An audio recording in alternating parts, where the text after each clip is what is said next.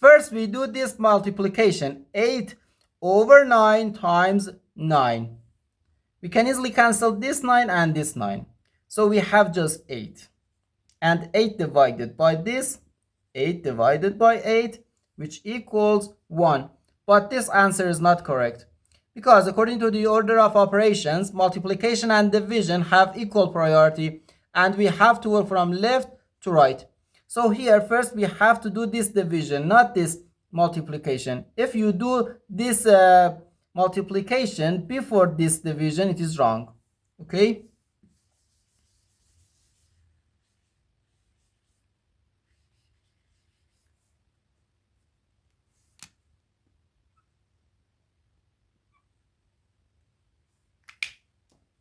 So first we have to do this division. 8 divided by 8 over 9.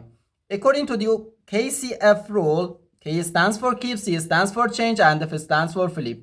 Keep the first fraction, change division to multiplication, and flip the second fraction.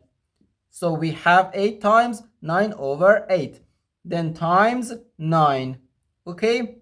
Now we have to do this multiplication. Because when we have more than one multiplication in an expression, we have to work from left to right. 8 times 9 over 8.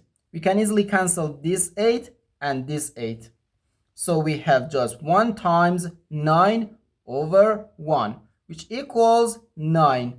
So 9 times 9, which gives us 81. And this is our final answer to this problem. The correct answer is 81.